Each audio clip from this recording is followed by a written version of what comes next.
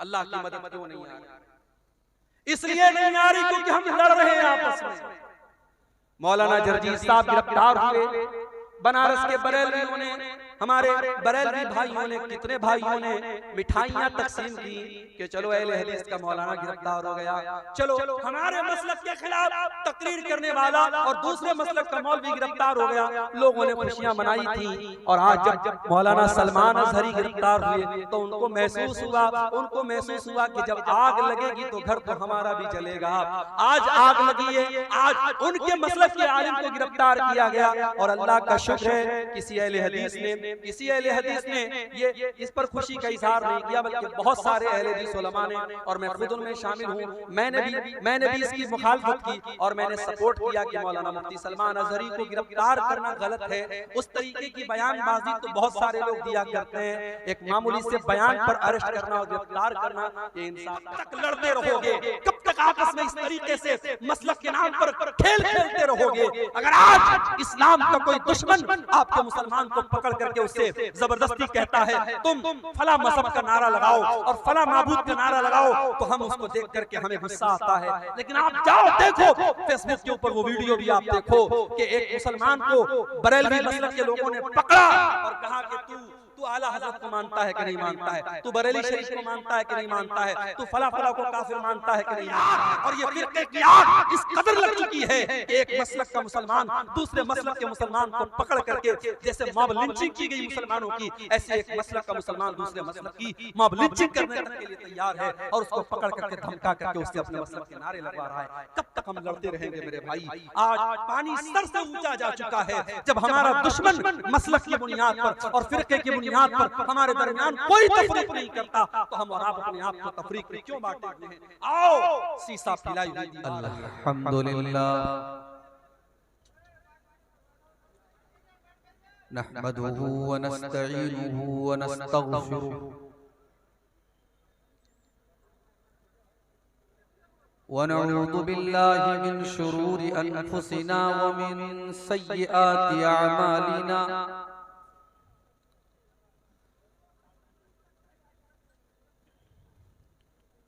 मन यहदिहिल्लाहु फला मुदिल्ल लहु व मन युद्लिल फला हादिय लहु।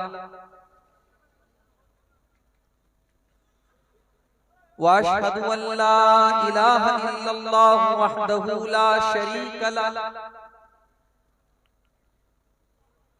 व अशहदु अन्न मुहम्मदन अब्दुहु व रसूलुहु। या अय्युहल्लज़ीना आमनु तक़ुल्लाहा हक़्क़ तुक़ातिही व ला तमूतुन्न इल्ला व अंतुम मुस्लिमून। या अय्युहन्नासु इत्तक़ू रब्बकुमुल्लज़ी ख़लक़कुम मिन नफ्सिन वाहिदा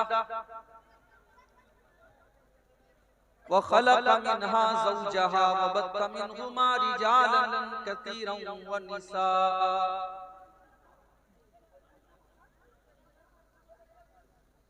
वत्तक़ुल्लाहल्लज़ी तसाअलून बिही वल अरहाम इन्नल्लाहा काना अलैकुम रक़ीबा।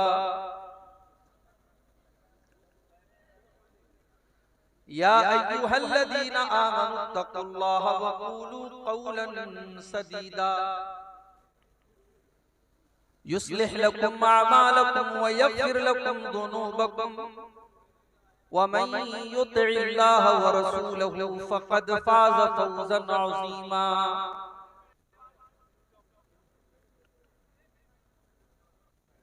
अम्मा बअद फ़इन्न ख़ैरल हदीस किताबुल्लाह व खैरल हदी हदी मुहम्मदिन सल्लल्लाहु अलैहि वसल्लम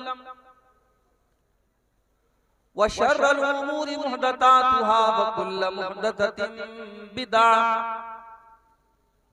व कुल्लु बिदअतिन ज़लालह व कुल्लु ज़लालतिन फिन्नार।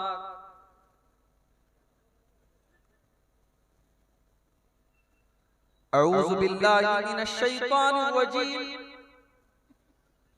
बिस्मिल्लाहिर्रहमानिर्रहीम। या अय्युहल्लज़ीना आमनू इन तंसुरुल्लाह यंसुरकुम व युसब्बित अक़दामकुम।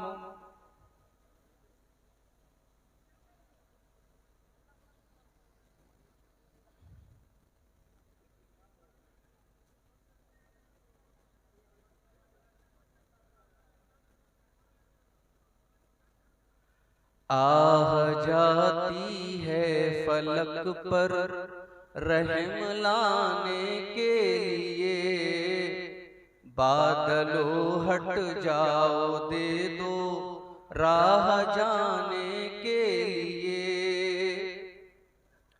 ऐ दुआ अर्ज कर अर्शे इलाही थाम के, ऐ दुआ अर्ज कर अर्शे इलाही थाम के। ऐ खुदा रुख फेर दे अब गर्दिशे अय्याम के। तू न अपने आईने करम को भूल जा, ऐ खुदा तू अपने आईने करम को ना भूल जा। हम तुझे भूले हैं लेकिन तू न हमको भूल जा। खल्क के रांदे हुए दुनिया के धुतकारे हुए, खल्क के रांदे हुए दुनिया के धुतकारे हुए। आए हैं अब तेरे दर पर हाथ फैलाए हुए। खार हैं बदकार हैं डूबे हुए जिल्लत में हैं। खार हैं डूबे हुए जिल्लत में हैं। कुछ भी हैं लेकिन तेरे महबूब की उम्मत में हैं। कुछ भी हैं लेकिन तेरे महबूब में हैं। हक परस्तों की अगर की तूने दिल जोई नहीं, हक परस्तों की अगर की तूने दिल जोई नहीं। ताना देंगे बुत के मुस्लिम का खुदा कोई नहीं। देंगे बुत के मुस्लिम का खुदा।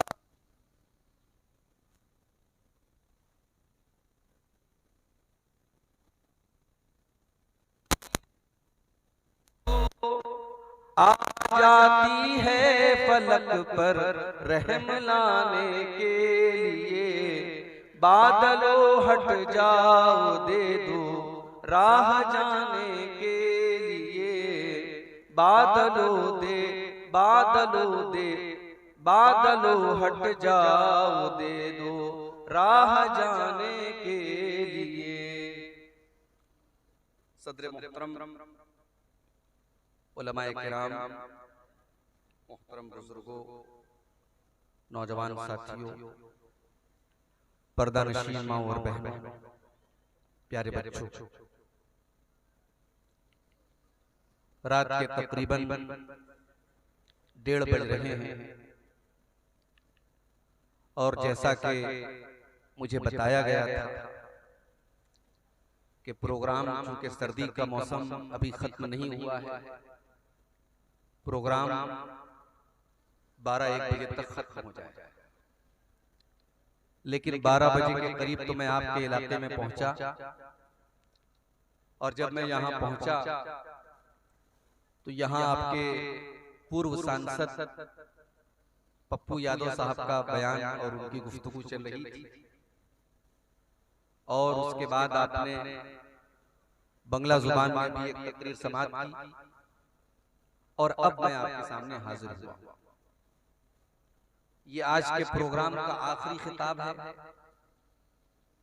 और सर्दी के बावजूद, ठंडी ठंडी हवाओं के बावजूद जो भाई बहन माँ अभी तक इस पंडाल के नीचे मौजूद हैं, मैं उन सब के जज्बे की दाद देता हूँ उनकी हिम्मत को सलाम करता हूं और उन सब के हक में ये दुआ करता हूं कि अल्लाह ताला आपका हम सबका इस जलसे में आना, तकरीरों को सुनना, कुरान और हदीस की बातों को सुनना सुनाना, अल्लाह ताला इसको कयामत के दिन हमारी नेकियों में लिख दे।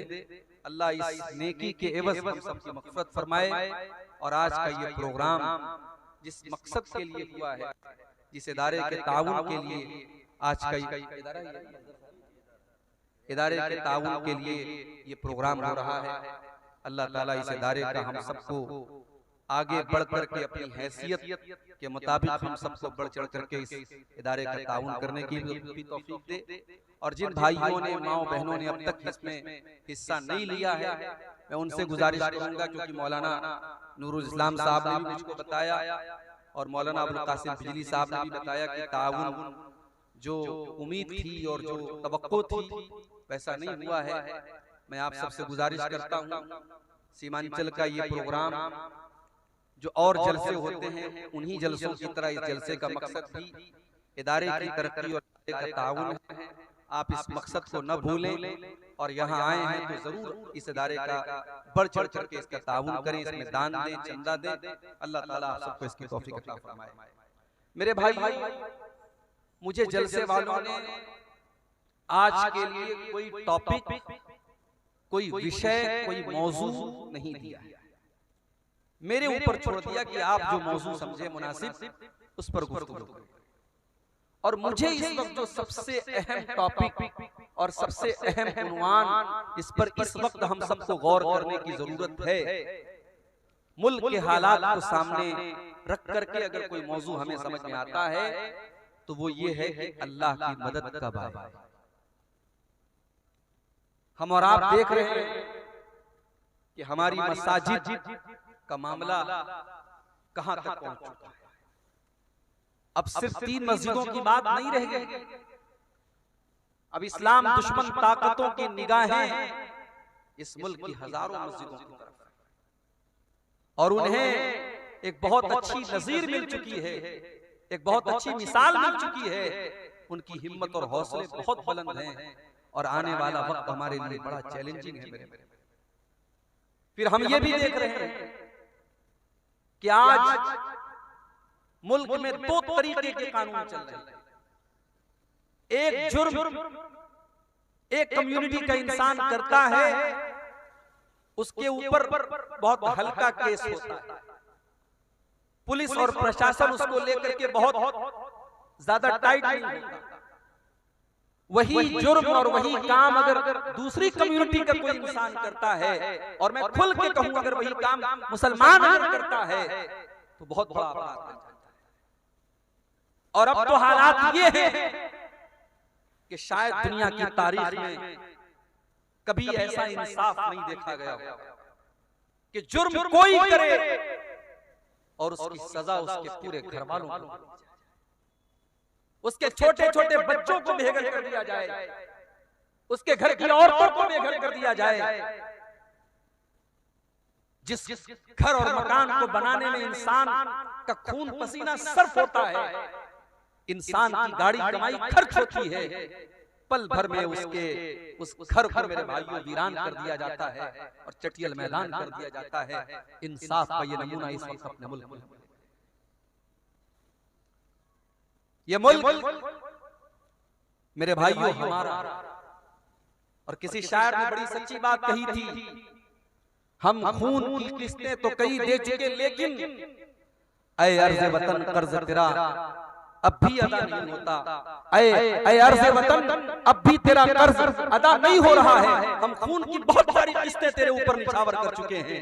बहुत सारे हमारे, कोई ब्रिगेडियर उस्मान था, कोई कैप्टन अब्दुल हमीद था, और कोई हमारा, कितने हमारे मुसलमानों के नौजवान सरहदों पर जिन्होंने अपनी जानें गंवा दी इस मुल्क की हिफाजत के लिए। और आज इस मुल्क में उस मुसलमान से ये कहा जाए कि ये मुल्क तेरा नहीं है, इस मुल्क में तेरा कोई काम नहीं है, तू अजान नहीं दे सकता, तू नमाज नहीं पढ़ सकता, तू अपने दीन और ईमान पर कायम नहीं रह सकता। ये सवाल आज उस मुसलमान से किया जाता है। मेरे भाइयों, बड़ी नाजुक घड़ी है। जरा तारीख के पन्ने उल्टो, 1400 साल पहले चलो। अभी मोहम्मद रसूलुल्लाह अरब की धरती पर नहीं आए हैं, अभी अल्लाह के आखिरी नबी दुनिया में उनका जन्म नहीं हुआ है। आपके जन्म से 40 या 50 दिन पहले यमन का एक बादशाह है, उसका नाम अब्रहा है। उसको मालूम हुआ कि अरब की धरती पर खाने काबा नाम की एक बिल्डिंग है, इमारत, और उस खाने काबा का तवाफ लोग करते हैं, लोग हज करते हैं, लोग उम्रा करते हैं। उसने अपने यमन की राजधानी सना के अंदर बहुत बड़ा उसने इमारत बनवाई, स्ट्रक्चर बनवाया और हुक्म दिया कि आज के बाद यमन के लोग उनको हज करना होगा, उनको उम्रा करना होगा, वो खाने काबा नहीं जाएंगे, वो मक्का नहीं जाएंगे, वो मेरे इस बनाए हुए घर घर का तवाफ करेंगे और यहाँ आकर के वो अपनी इबादत करेंगे। वो अब्रहा ईसाई था, क्रिश्चियन, लेकिन खाने काबा का एहतराम उन मुशरिकों के दिल में भी था। वो मुशरिक थे, वो बुतों के पुजारी थे, मगर खाने काबा के बारे में उनका ये अकीदा था कि अल्लाह की इबादत का पहला घर है। ये इब्राहीम अलैहिस्सलाम ने इस घर को बनाया है और इब्राहीम अलैहिस्सलाम से पहले भी ये घर मौजूद था। ये धरती पर अल्लाह की इबादत का पहला घर है। लोगों ने अब्रहा के बनाए हुए उस नकली काबा का तवाफ करना तो बड़ी दूर की बात है और उसकी जियारत करना तो बड़ी दूर की बात है। लोगों ने इतनी इंसल्ट की कि उसके उस इमारत के अंदर जाकर के उन्होंने पाखाना कर दिया, पेशाब कर दिया, गंदगी कर दी। अब्रहा को तैश आया, गुस्सा आया। उसने ये नहीं पता करवाया इस मेरे बनाए हुए स्ट्रक्चर में किसने पाखाना किया, किसने पेशाब किया, किसने गंदगी की। उसने कहा कि अब मैं खाने काबा को ही मिटा डालूंगा, न रहेगा बांस न बजेगी। उसने बहुत बड़ा लश्कर तैयार किया और शायद दुनिया के इतिहास का और दुनिया की तारीख का ये पहला लश्कर था जिस लश्कर में हाथियों को इस्तेमाल किया। अब्रहा खुद बहुत बड़े हाथी पर सवार होकर आया था और दुनिया की नजरों ने देखा कि यमन का ये बादशाह अपने हाथियों के साथ खाने काबा पर हमला करने के लिए यमन से निकला है। और जब मक्का की सरहदों में दाखिल हुआ, इसके सिपाहियों ने कुछ ऊंटों को पकड़ लिया। कुछ ऊंट थे वहां पर, उन ऊंटों को पकड़ लिया और उन ऊंटों को अपना बना लिया। वो ऊंट किसके थे? वो अल्लाह के रसूल के दादा अब्दुल मुत्तलिब के थे। अब्दुल मुत्तलिब को पता चला अब्रहा के सिपाहियों ने मेरे ऊंटों को पकड़ लिया है। अब्दुल मुत्तलिब आते और अब्रहा से कहते हैं, अब्रहा मेरे ऊंट मुझे वापस कर दो। अब्रहा को मालूम था अब्दुल मुत्तलिब खाने काबा के मुतवल्ली हैं, खाने काबा की चाबी उनके पास रहती है। अय अब्दुल मुत्तलिब, मैं तो तुम्हें बहुत नेक इंसान, बहुत अच्छा इंसान समझता था, तुम तो बहुत मेरे मियार से बहुत कमतर निकले। अय अब्दुल मुत्तलिब, तुम्हें मालूम है मैं यमन से चल करके तुम्हारे खाने काबा को गिराने आया हूँ। जिस खाने काबा को तुम अल्लाह का घर मानते हो, जिस खाने काबा को तुम इतना एहतराम करते हो कि तुम उसका तवाफ करते हो और हज और उम्रा करते हो।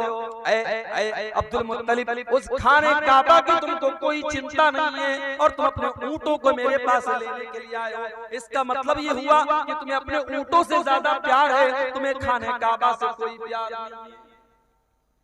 अब जरा जवाब सुनना अब्दुल मुत्तलिब। अब्दुल मुत्तलिब मुसलमान नहीं थे, उसी अपने खानदान के मजहब पर थे, अपने बाप दादा के मजहब पर थे, बुत परस्ती वाले मजहब पर थे, इस्लाम पर नहीं थे। लेकिन उन्होंने जो जवाब दिया वो जवाब बड़ा माकूल जवाब। कहा कि मैं ऊंटों का मालिक, ऊंटों की हिफाजत मेरे जिम्मे थी, इसलिए मैं अपने ऊंट लेने आया। जहां तक खाने काबा की बात है, इन्न लहू रब्बन यहमीही, इस खाने काबा का एक परवरदिगार है, एक रब है, वो अपने घर की हिफाजत करना जानता है, मुझे उसकी चिंता करने की जरूरत है। और फिर चश्मे फलक ने वो मंजर भी देखा। अब्रहा अपने हाथियों से जब जब इशारा करता है, हाथी शाम का रुख करने के लिए तैयार है, हाथी जो है यमन की तरफ वापस जाने के लिए तैयार है, हाथी तीनों डायरेक्शन में जाने के लिए तैयार है। मगर हाथी को जब ये कहा जाता है तो खाने काबा की तरफ चल, हाथी 1 इंच चलने के लिए तैयार, 1 इंच हाथी आगे बढ़ने को तैयार। उसके बाद दुनिया की नजरों ने ये देखा, हाथियों पर आए हुए उस लश्कर का खात्मा करने के लिए अल्लाह ताला ने बारूद नहीं बरसाया, अल्लाह ताला ने तोप के गोले नहीं बरसाए, अल्लाह ताला ने फरिश्तों की फौज को नहीं भेजा, बल्कि अल्लाह ने कैसे अपना अज़ाब नाज़िल फरमाया, अलम तरा कैफ़ फ़अल रब्बुका बिअस्हाबिल फील। ऐ नबी, क्या आपने देखा कि अल्लाह ताला ने हाथी वालों के साथ क्या किया? अलम यजअल कैदहुम फी तज़लील। ऐ नबी, वो तो बहुत बड़ी बड़ी चालें और बहुत बड़ी बड़ी प्लानिंग बना करके आए थे, अल्लाह ने उनकी सारी प्लानिंग को नाकाम कर दिया।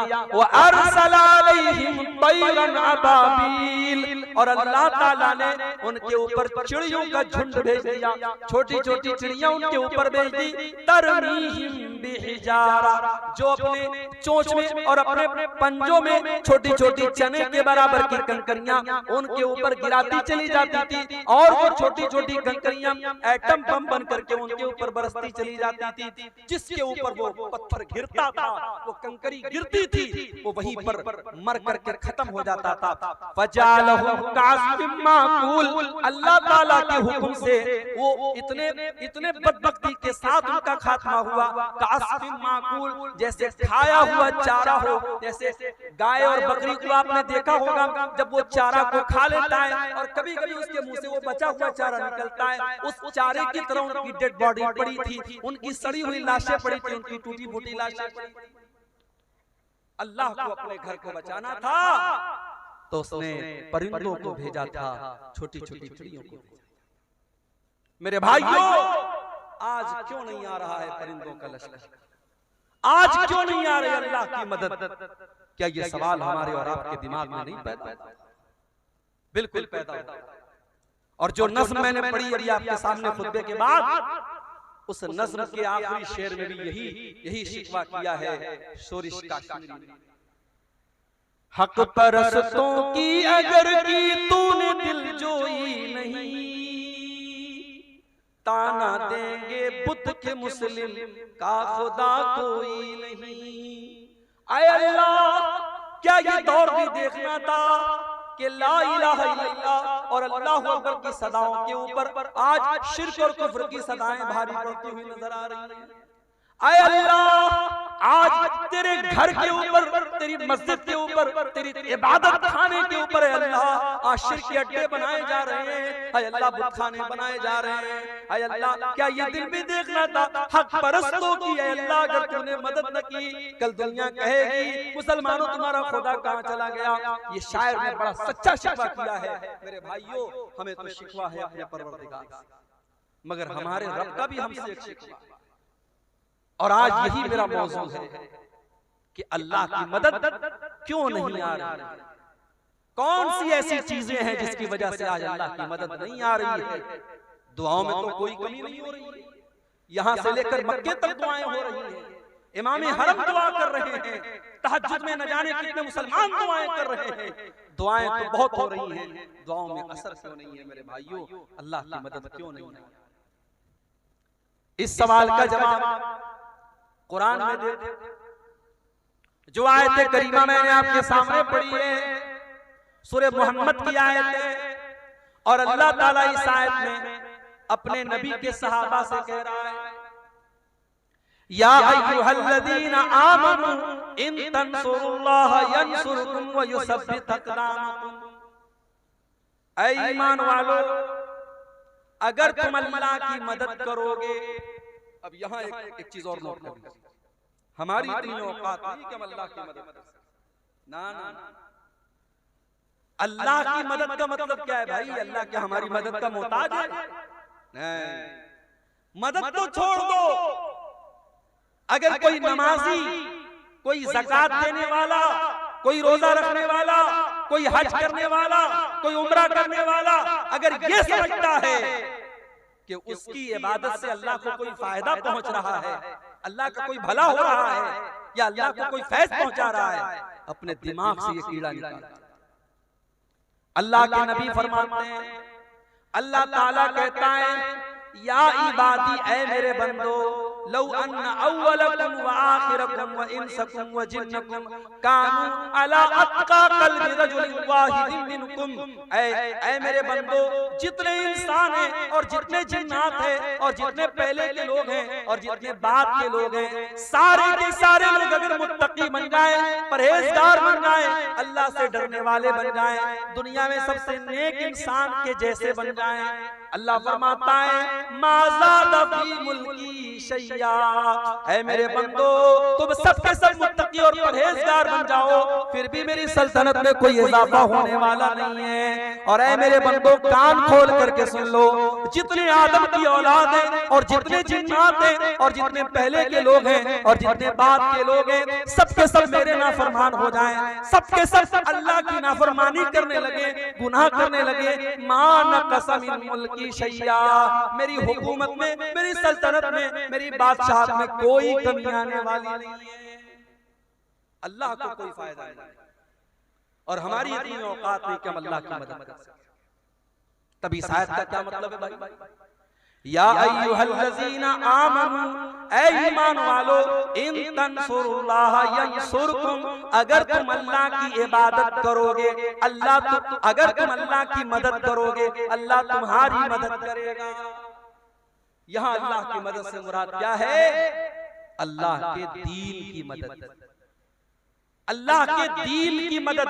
अगर तुम अल्लाह के दीन की मदद करोगे, अगर तुम इस्लाम की मदद करोगे, अगर तुम इस्लाम की हिफाजत करोगे, अगर तुम अल्लाह के दीन का ताउन करोगे, अगर अपने ताकत के जरिए, अपने माल के जरिए, अपने इल्म के जरिए, अपने जिस्म के जरिए तुम अल्लाह के दीन की मदद करोगे, अल्लाह तुम्हारी मदद करेगा।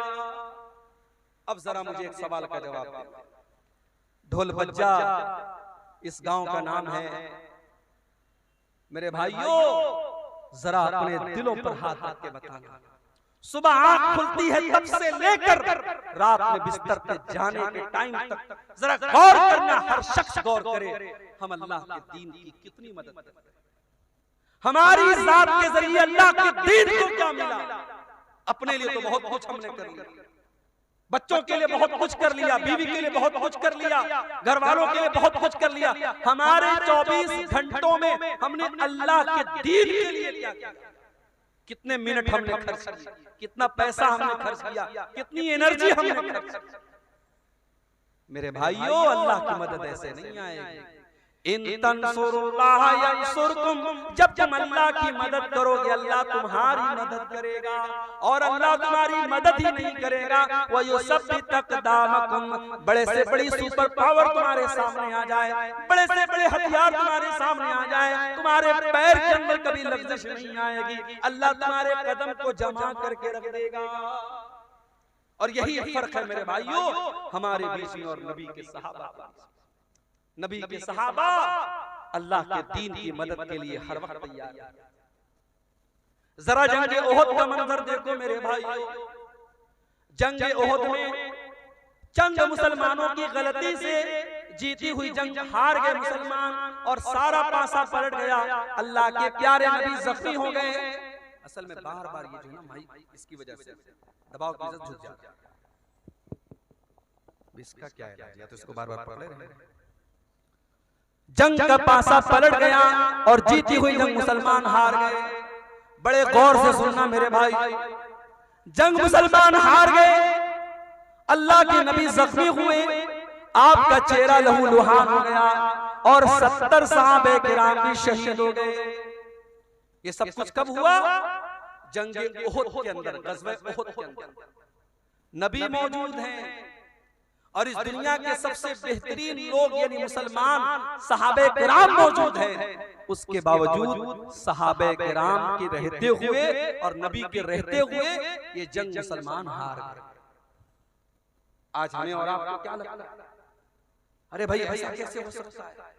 जब हम अल्लाह के मानने वाले, अल्लाह के दीन पर चलने वाले, ऐसा कैसे पॉसिबल है? हमारी मस्जिदों के साथ कोई गलत कैसे कर सकता है, हमारी मस्जिदों पर कोई अन्याय कैसे हो सकता है, ये तो अल्लाह की इबादत का घर है। हमें ऐसा लगता है कि नहीं लगता, ये सवाल पैदा होता है।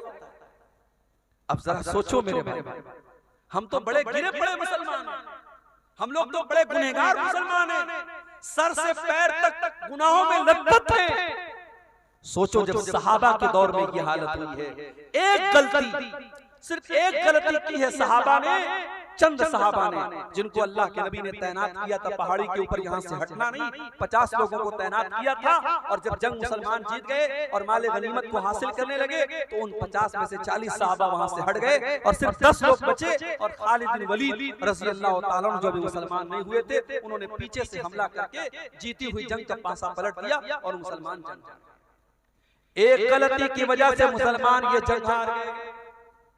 उसके बाद जब मुसलमान मदीना आए, पता चला कि मुशरिकीन मक्का बहुत बड़ा लश्कर लेकर के दोबारा हमला करने वाले और मदीना को खत्म करना चाहते हैं और मदीना के सारे मुसलमानों को खत्म करना चाहते हैं। अल्लाह के नबी ने अपने सहाबा से कहा, ऐ मेरे सहाबा, हम दुश्मन का वेट नहीं करेंगे, हम दुश्मन का इंतजार नहीं करेंगे। ऐ मेरे सहाबा, हम दुश्मन का आगे बढ़ करके मुकाबला करेंगे। सहाबे किराम ने कहा, अल्लाह के नबी, हम जख्मी हैं, हमारे बदन से खून बह रहा है, हमारी तो मरहम पट्टी भी अभी ढंग से न हुई है। आपने फरमाया, ऐ मेरे सहाबा, हम किसी चीज का इंतजार नहीं करेंगे, हम इसी हाल में दुश्मन का मुकाबला करने के लिए जाएंगे। मेरे प्यारे भाइयों, दुनिया ने देखा, आसमान ने देखा, जमीन ने देखा कि नबी के सहाबा जख्मी हालत में, उनके बदन से खून बह रहा है, उनकी बॉडी पर जख्मों के निशानात हैं, उनके बदन से खून रिस रहा है। उसी हालत में मदीना से हुमराउल असद नाम के मकाम तक जाते हैं और दुश्मन का मुकाबला करने के लिए मदीना से चल के जाते हैं। दुश्मनों को पता चला कि मुसलमान फिर से आए, दुश्मन की हिम्मत न बढ़ी और दुश्मन वापस चला गया। कुरान करीम में अल्लाह इसका तज़किरा करते हुए फरमाता है, लिल्लज़ीना अहसनु मिन बादि मा असाबहुमुल क़रहु। ऐ मेरे नबी, आपके सहाबा तो इतने बड़े ईमान वाले हैं कि जख्मी होने के बावजूद और बदन से खून बहने के बावजूद अल्लाह का हुक्म आया तो वो लड़ने के लिए तैयार हो गए। ये थे नबी के सहाबा। वो नबी के लिए, अल्लाह के दीन के लिए, अपने नबी के दिफा के लिए, अपने दीन के डिफेंस के लिए हर वक्त तैयार रहते थे मेरे भाई। और इसीलिए कुरान कहता है, या अय्युहल्लज़ीना आमनू इन तंसुरुल्लाह यंसुरकुम। ऐ ईमान वालो, जब तुम अल्लाह की मदद करोगे, अल्लाह तुम्हारी मदद करेगा। आज तो हालत ये है, 100 रुपया चंदा देने की हैसियत रखने वाला 10 रुपया बड़ी मुश्किल से देता है। कभी गौर करना, रेस्टोरेंट में 10 की नोट आपको बहुत कम मिलेगी, शराब के अड्डों पर 10 की नोट बहुत कम मिलेगी, ज़िना के अड्डों पर 10 की नोट बहुत कम मिलेगी। मस्जिद की पेटी में देखना 10 की नोट बहुत ज्यादा मिलेगी। जो सबसे छोटा अमाउंट होता है वो हम मस्जिदों में देते हैं, मदरसे में देते हैं। हमारे यहाँ साइंस पढ़ाने वाला टीचर आए, हम 2000 रुपया महीना देंगे। मैथ पढ़ाने वाला टीचर आए, हम 3000 रुपया महीना देंगे। हिंदी और इंग्लिश पढ़ाने वाले को 1000 रुपया महीना देंगे। और बेचारे मौलवी साहब और हाफिज साहब कुरान पढ़ाने के लिए आएंगे तो हम मोल भाव करेंगे, हाफिज साहब 500 रुपया ले लीजिए। कुरान और दीन के इल्म की वैल्यू हमने घटा के रखी है। इंग्लिश मीडियम के नाम पर हमारी जेबों से 2-2 हजार रुपए फीस निकल जाती है और मदरसे में कहीं 100 रुपए फीस लग जाए तो हम ताना मारते, साहब मदरसे वाले भी 100 रुपए फीस। दीन की वैल्यू को हमने कम कर दिया, दीन की अहमियत हमारी नजरों में हमने हकीर कर दिया और आज हालात ये हैं, दीन को सारी दुनिया में तमाशा बना कर रखा। मेरे प्यारे साथियों, जंग तबूक का मौका याद करो, जंग तबूक का मौका याद करो। गर्मी का मौसम है, मई जून का महीना है, खजूरों के पकने का टाइम है। अल्लाह के नबी अपने सहाबा से कहते हैं, ऐ मेरे सहाबा, हमको तबूक के लिए जाना है, हमको 700 किलोमीटर लंबा सफर करना है।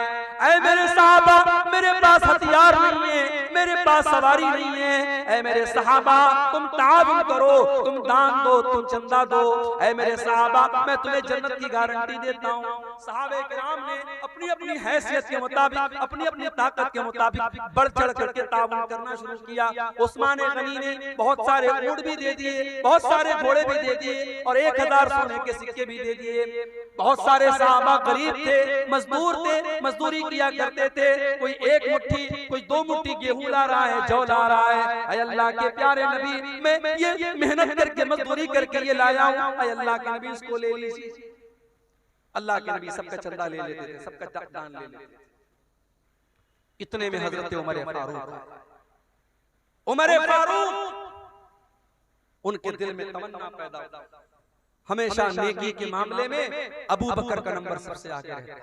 आज उमर का नंबर आगे रहेगा, आज उमर आगे बढ़ते दिखते।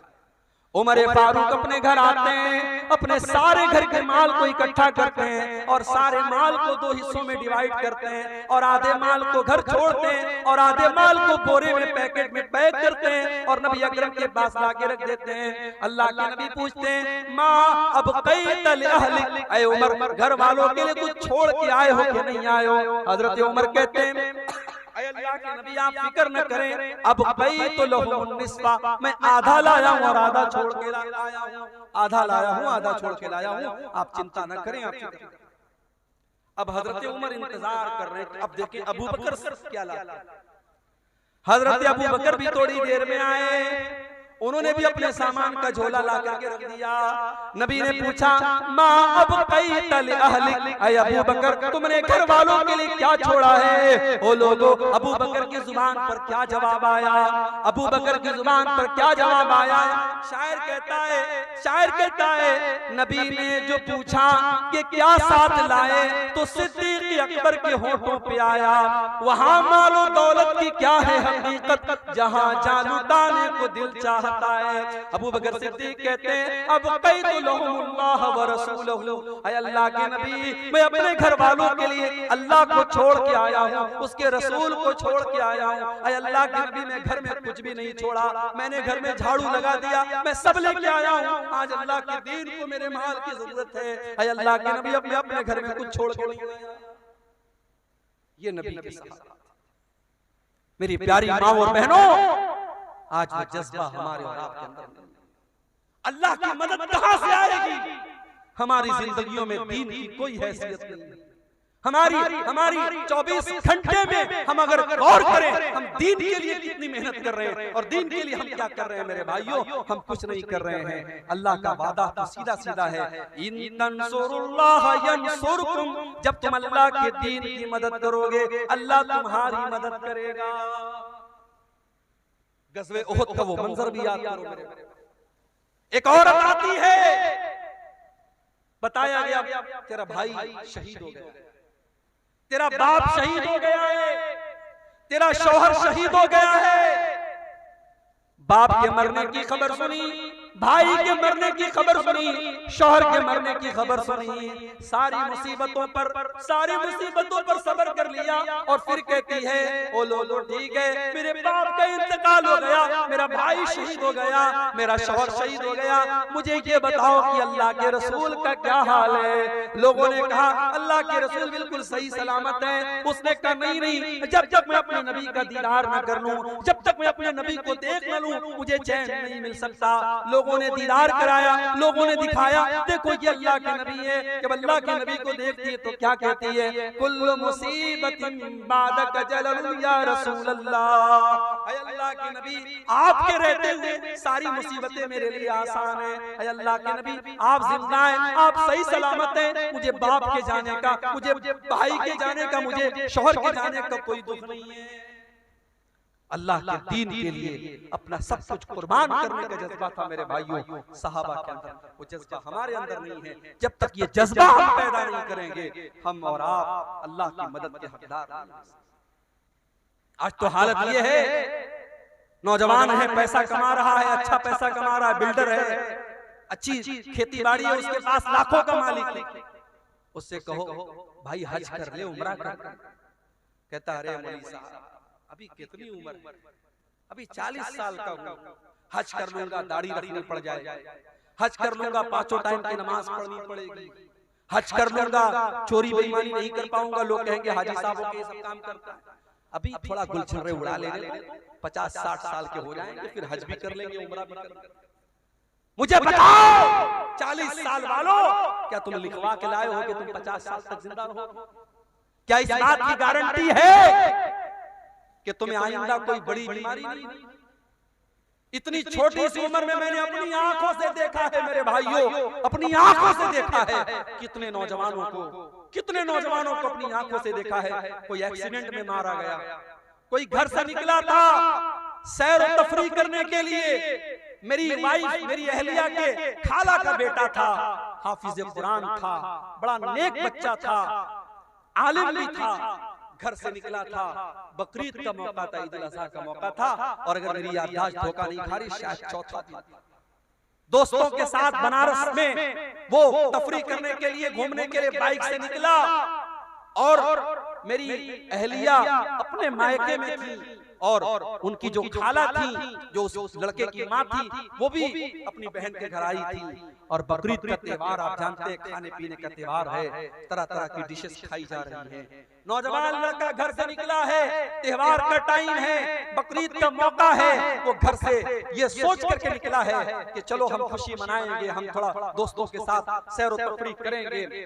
बाइक से वो निकलता है और मुगल सराय रेलवे स्टेशन से करीब में एक ट्रक आती है, और ट्रक का ड्राइवर शायद नशे में रहा हो या नींद के आलम में रहा हो, उसने उसकी बाइक में ऐसी टक्कर मारी है, ऑन द स्पॉट वो लड़का 18-20 साल का वो लड़का इंतकाल कर जाता है। और इतनी बुरी तरीके से एक्सीडेंट होता है, उसके सर का और उसके धड़ का जो हाल होता है वो बयान के बाहर है मेरे भाई।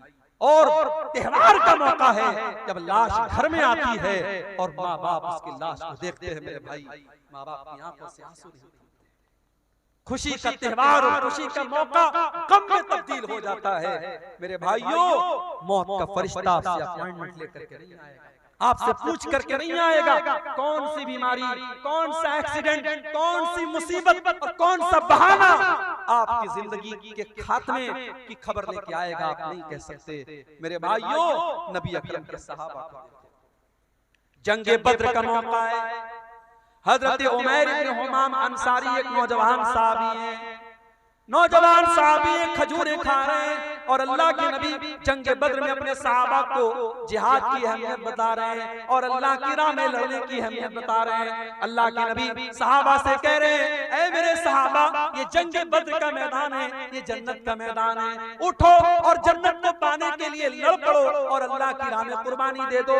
हजरत उमैर इब्न हुमाम कहते हैं, ऐ अल्लाह के नबी, अल्लाह के नबी, क्या जन्नत इतनी बड़ी है कि जन्नत की चौड़ाई आसमान और जमीन के बराबर है? अल्लाह के नबी फरमाते हैं कि हाँ हाँ ऐ उमैर, जन्नत की चौड़ाई तो इतनी है। वो कहते हैं बक्खिन बक्खिन, क्या बात है, क्या बात है? अल्लाह के नबी फरमाते हैं, ऐ उमैर तुम ऐसा क्यों कह रहे हो? कहते हैं अल्लाह के नबी, इन्नी लअरजू, मैं उम्मीद करता हूँ कि मैं भी जन्नत में चला जाऊँ। आपने फरमाया, हाँ ऐ उमैर, अगर तुम अल्लाह की राह में लड़ते लड़ते शहीद हो जाओगे तो तुम भी उसी जन्नत के हकदार बनोगे।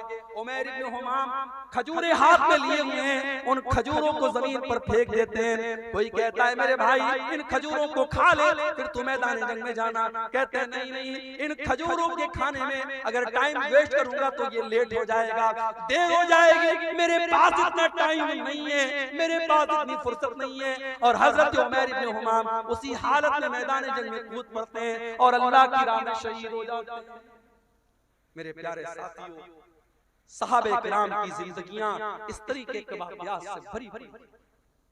हजरत हनज़ला को देखो, नई नई शादी हुई है और शादी की पहली रात अपनी बीवी के साथ है। हर नौजवान की जिंदगी में शादी की रात बड़ी उमंगों की रात होती है। हजरत हनज़ला अपनी बीवी के साथ हैं, शादी की पहली रात है और सुबह होती है और अल्लाह के नबी की तरफ से जिहाद का ऐलान होता है, जंग के मैदान में जाने का ऐलान होता है। हजरत हनज़ला अपनी बीवी से कहते हैं, ऐ मेरी बीवी, मुझे जंग के मैदान में जाना पड़ेगा। अल्लाह के नबी की तरफ से मुनादी हो चुकी है, ऐलान हो चुका है। उस जमाने की औरतें भी कैसी औरतें थी, आज के दौर की औरतें दीन के नाम पर कोई गैरत नहीं होती। शौहर अगर दीन के नाम पर अपनी बीवी से किसी कुर्बानी का मुतालबा करे तो बीवी दीन के नाम पर कोई कुर्बानी देने को तैयार है। दुनिया के नाम पर हर कुर्बानी तैयार है। अभी मैं भागलपुर से पूर्णिया आ रहा था, 4-5 नौजवान आपके इसी पूर्णिया के, कोई 22 का है, कोई कहीं का है, कोई कहीं का है, देखा सब मुंबई से आ रहे हैं। मुंबई से कहने लगे मौलवी साहब हम लोग मुंबई में रहते हैं, वहाँ काम करते हैं और महीनों के सालों के बाद हम अपने वतन को लौट रहे हैं, ढेर सारा सामान लेके। बीवी को ये गवारा है कि शौहर मुझसे 6 महीना 7 महीना दूर रहे, मुंबई में रहे, सऊदी में रहे, दुबई में रहे, बीवी को ये सारी आजमाइश और ये सारी कुर्बानी गवारा है। क्यों? क्योंकि शौहर कमा के अल्लाह के दीन के लिए अगर वही शौहर दाढ़ी रख ले तो बीवी कहती है अरे पहले इतने हैंडसम लगते तो तुम दाढ़ी क्यों रख ली, तुमने बेकार। शौहर दीन के लिए अगर अल्लाह की राह में कुछ सदका खैरात कर दे और बीवी का कोई जेवर देने की बात कर दे तो बीवी को तैश आ जाता है। ये आज के दौर की औरतें हैं। मेरे प्यारे साथियों, हजरत हंजला शादी की पहली रात अपनी बीवी से कहते हैं मुझे अल्लाह की राह में जाना है, नबी की तरफ से जिहाद का ऐलान हुआ है। हजरत हंजला की बीवी न चू करती है न चरा करती, कहती बेशक आप जा सकते। हालांकि उसे पता है हो सकता है मेरा शौहर जिंदा ना आए, हो सकता है मेरे शौहर की लाश आए, हो सकता है मेरे शौहर की शहादत हो जाए, मौत हो जाए, लेकिन वो खुले दिल से इजाजत देती है। जिहादे मोहब्बत की आवाज गूंजी, कहा हंजला ने ये दुल्हन से अपनी इजाजत अगर दो तो जामे शहादत लबों से लगाने को दिल चाहता है। हजरत हंजला उसी हालत में जंग के मैदान में जाते हैं। उनके पास गुस्ल करने का भी टाइम न था, उनके पास पानी के जरिए तहारत हासिल करने का भी टाइम न था। उसी जनाबत की हालत में वो जंग के मैदान में जाते हैं और मेरे भाइयों अल्लाह की राह में शहीद हो जाते हैं। और जंग के बाद जब शहीदों की लाशों को रखा जाने लगता है, अल्लाह के नबी अपने सहाबा से कहते हैं ओ मेरे सहाबा इन्नी लअरा हंजला, ओ मेरे सहाबा मैं हंजला को देख रहा हूं तग़सिलुल मलाइका कि हंजला को फरिश्ते गुस्ल दे रहे हैं। हंजला जनाबत की हालत में मैदान जंग में आए थे, नापाकी की हालत में मैदान जंग में आए थे, फरिश्ते उनको गुस्ल दे रहे हैं। मेरे प्यारे साथियों, आज अल्लाह के दीन के लिए कुर्बानी देने का जज्बा हमारे अंदर से निकल गया है। अपने बाजुओं को थोड़ा मजबूत करो मेरे भाइयों, अपनी हिम्मत को थोड़ा जुटा लो और अल्लाह के दीन के लिए मेहनत करने का और कुर्बानी देने का जज्बा अपने अंदर पैदा करो। अल्लाह का वादा है या अय्युहल्लज़ीना आमनू इन तंसुरुल्लाह यंसुरकुम, ऐ ईमान वालों जब तक तुम अल्लाह की मदद करते रहोगे अल्लाह तुम्हारी मदद करता रहेगा। व युसब्बित अक़दामकुम, और अल्लाह तुम्हारे कदम को मजबूत कर देगा। अल्लाह की मदद क्यों नहीं आ रही? इसलिए नहीं आ रही क्योंकि हम लड़ रहे हैं आपस में। मौलाना जर्जीस साहब गिरफ्तार हुए, बनारस के बरेलवियों ने, हमारे बरेलवी भाइयों ने, कितने भाइयों ने मिठाइयां तकसीम की कि चलो अहले हदीस का मौलाना गिरफ्तार हो गया, चलो हमारे मसलक के खिलाफ तकरीर करने वाला और दूसरे मसलक का मौलवी गिरफ्तार हो गया। लोगों ने खुशियां मनाई थी और आज जब मौलाना सलमान अजहरी गिरफ्तार हुए तो उनको महसूस हुआ कि जब आग लगेगी तो घर तो हमारा भी जलेगा। आज आग लगी है, आज उनके मसलक के आलिम को गिरफ्तार किया गया और अल्लाह का शुक्र है किसी अहले हदीस ने ये इस पर खुशी का इजहार नहीं किया, बल्कि बहुत सारे अहले हदीस उलमा ने, और मैं खुद उनमें शामिल हूँ, मैंने भी इसकी मुखालफत की और मैंने सपोर्ट किया कि मौलाना मुफ्ती सलमान अजहरी को गिरफ्तार करना गलत है। उस तरीके की बयानबाजी तो बहुत सारे लोग दिया करते हैं, एक मामूली से बयान पर अरेस्ट करना और गिरफ्तार करना ये इंसाफ का तकाजा नहीं है। कब तक लड़ते रहोगे? कब तक आपस में इस तरीके से मसलक के नाम पर खेल खेलते रहोगे? अगर आज इस्लाम का कोई दुश्मन आपके मुसलमान को पकड़ करके उससे जबरदस्ती कहता है तुम फला मजहब का नारा लगाओ और फला माबूद का नारा लगाओ, तो हम उसको देख करके हमें गुस्सा आता है। लेकिन आप जाओ देखो फेसबुक के ऊपर वो वीडियो भी आप देखो कि एक मुसलमान को बरेलवी मसलक के लोगों ने पकड़ा और कहा कि तू तू आला हजरत को मानता है कि नहीं मानता है, तू बरेली शरीफ को मानता है कि नहीं मानता है, तू फला फला को काफिर मानता है कि नहीं मानता है। ये मसलक की आग और ये फिरके की आग इस कदर लग चुकी है कि एक मसलक का मुसलमान दूसरे मसलक के मुसलमान को पकड़ करके, जैसे मॉब लिंचिंग की गई मुसलमानों की, ऐसे एक मसलक का मुसलमान दूसरे मसलक की मॉब लिंचिंग करने के लिए तैयार है और उसको पकड़ करके धमका करके उससे अपने मसलक के नारे लगवा रहा है। कब तक हम लड़ते रहेंगे मेरे भाई? आज पानी सर से ऊंचा जा चुका है। जब हमारा दुश्मन मसलक की बुनियाद पर और फिरके की बुनियाद पर हमारे दरमियान कोई तफरीक नहीं करता, तो हम और आप अपने आप को तफरीक में क्यों बांटते हैं? आओ सीसा पिलाई हुई दीवार बन जाओ। और मैं बड़ी खुशी के साथ कहता हूं, मैं पक्का सलफियुल मसलक अल्हम्दुलिल्लाह हूं और बनारस के जामिया सलफिया जो हमारी जमात का मरकजी इदारा है, वहां से मैंने तालीम हासिल की है। लेकिन आज अल्लाह का शुक्र है, फेसबुक के ऊपर आप देख लें, यूट्यूब के ऊपर आप देख लें, बड़ी तादाद में हमारे बरेलवी भाई, हमारे देवबंदी भाई भी मेरी तकरीरों को सुनते हैं। और यही मेराज का, शबे मेराज का मौका था, जिसको आमतौर से लोग शबे मेराज मानते। हालांकि हमारा ये अकीदा नहीं है। हम ये तो मानते हैं कि अल्लाह के नबी को मेराज हुई, मगर मेराज कौन सी रात हुई, कौन से महीने में हुई, ये कंफर्मेशन हमें हदीसों की रोशनी में नहीं मिलता। लेकिन आमतौर से लोग 27 रजब को शबे मेराज मानते हैं कि उसी रात में मेराज हुई। बनारस से 100 किलोमीटर दूर, बनारस से 100 किलोमीटर दूर एक जगह पड़ती है मछली शहर, वहां पर बरेलवी भाई हर साल प्रोग्राम कराते हैं मेराजुल नबी के नाम पर। आप यूट्यूब पर जाके देख ले, वहां मुझे तकरीर का मौका दिया गया। बरेलवियों का मजमा है, उनके नारे लग रहे हैं, उनके उलमा बैठे हैं वहां पर। अल्हम्दुलिल्लाह मैंने तकरीर की और कुरान और हदीस की रोशनी में की, और जो सही बात है, जो किताब और सुन्नत की बात है, वो मैंने बयान की। मेरे भाइयों, हम चाहते हैं कि ऐसा माहौल बने, एक दूसरे का एहतराम हम करना सीखें, एक दूसरे के उलमा का एहतराम करना हम सीखें। हमारे जो इख्तिलाफात हैं, हम एक दायरे में रह करके उसको हल कर सकते हैं। लेकिन आज मसलक खेलने का टाइम नहीं है मेरे भाई। हमारी तारीख ये बताती है, अंदलुस जैसा मुल्क मुसलमानों से खाली हो गया, वहां की मस्जिदों को अस्तबल बना दिया गया, वहां की मस्जिदों में दास के अड्डे और शराब के अड्डे बन गए। क्यों? जाओ इतिहास उठा के देखो, तारीख उठा के देखो। अंदलुस के मुसलमान आपस में लड़ पड़े, छोटी छोटी रियासतें कायम हो गई, अंदलुस के अलग अलग इलाके में छोटी छोटी हुकूमतें कायम हो गई। और जब दुश्मन ने हमला किया, दुश्मन का साथ अपने मुसलमान भाई के खिलाफ दिया उन लोगों ने, नतीजा ये निकला अंदलुस के अंदर से मुसलमान खत्म हो गए। और आज आप अंदलुस में देखिए, तलाश करना पड़ेगा, दूर दूर तक आपको कोई मस्जिद नहीं मिलेगी, कोई मुसलमान नहीं मिलेगा। मेरे भाइयों, अगर हम इस तारीख से अपने आप को बचाना चाहते हैं, हमें अपने अंदर इत्तेहाद पैदा करना पड़ेगा, यूनिटी पैदा करना पड़ेगा, इत्तेहाद पैदा करना पड़ेगा। और जब हम इत्तेहाद की बात करते हैं तो माफ कीजिए, हर चीज में इत्तेहाद की बात आती है। आगे मुल्क में हुक्मरानी किसकी होगी, मुल्क के इक़्तिदार पर कौन बैठेगा, हम डिसाइड तो नहीं कर सकते कौन बैठेगा, मगर हम ये तो बता सकते हैं कि हम मुसलमान इस मुल्क में हम मुत्तहिद होकर के हम वोटिंग करते हैं। आने वाले इलेक्शन के मौके पर भी आप अपने वोट के जरिए ऐसी ताकतों को आप अपना वोट दीजिए जिनके बारे में आपको ये लगता है कि हाँ, ये मुल्क में अमन चैन और सुकून को बढ़ावा देगी। और ऐसी ताकतों को नाकाम कीजिए जो मुल्क के माहौल में नफरत का जहर घोलना चाहती हैं। मेरे भाइयों, हमें और आपको अपने अंदर इत्तेहाद पैदा करना पड़ेगा। कुरान क्या कहता है, वाअतसिमू बिहब्लिल्लाहि जमीआ, ऐ ईमान वालों तुम अल्लाह की रस्सी को मिलकर के थाम लो, वला तफर्रकू, और आपस में तुम फिरकों में न बंटो, वज़कुरू नेमतल्लाहि अलैकुम, और ऐ ईमान वालों तुम अल्लाह की नेमत को याद करो, इज़ कुंतुम आदान, जब तुम एक दूसरे के दुश्मन थे, फ़अल्लफ़ बैन क़ुलूबिकुम, अल्लाह ने अपने नबी को भेज करके तुम्हें भाई भाई बना दिया।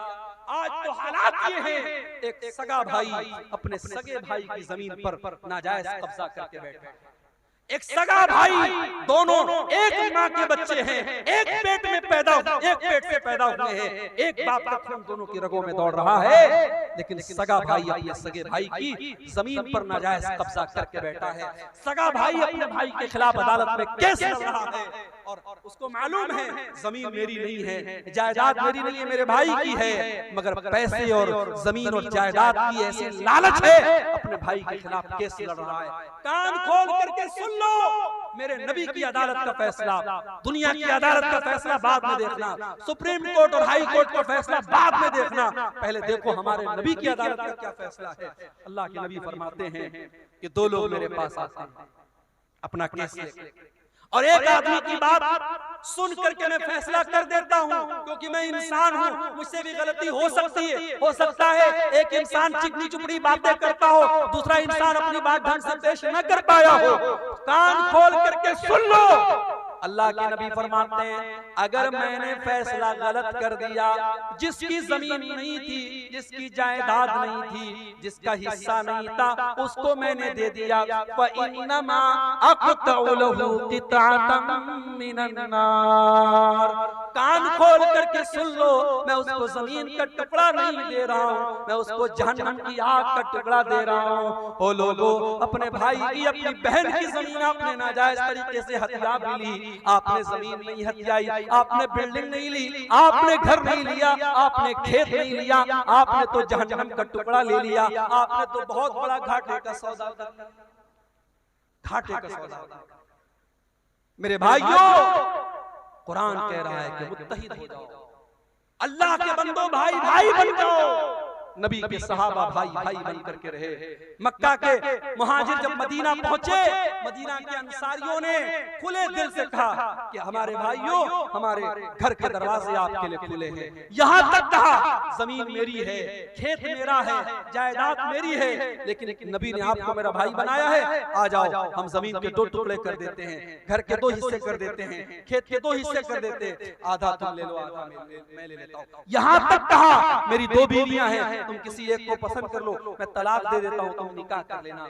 कुर्बानी और मोहब्बत की ये मिसाल पूरे इंसानी इतिहास में कभी नहीं मिलती। मेरे भाइयों, हम और आप अपने गांव में आराम से सो रहे हैं, हम अपने घर में बच्चों के साथ आराम से सो रहे, वहां फलस्तीन में डेली बमबारी हो रही है और छोटे छोटे बच्चे मारे जा रहे। और ये यूएन की रिपोर्ट है, अक़वाम मुत्तहिदा की रिपोर्ट है, अब तक लाखों बच्चे गाजा के अंदर मारे जा चुके हैं, मासूम बच्चे मर रहे हैं, और हमें रात में आराम से नींद पर, बिस्तर पर नींद आ रही है। नहीं मेरे भाई, मुसलमान तो वो होता है, चाहे फलस्तीन में उसका भाई मर रहा हो, चाहे दुनिया के किसी भी कोने में उसका भाई मर रहा हो, अपने भाई के मरने पर उसका दिल दुखी हो जाए, उसके कौम का कहीं बच्चा मारा जाए, उसको लगे मेरा बच्चा मर रहा है, कहीं किसी औरत की इज्जत टूटे, उसे लगे मेरी बहन की इज्जत टूट रही है, कहीं किसी का घर गिरे, उसे लगे मेरा घर गिर रहा है।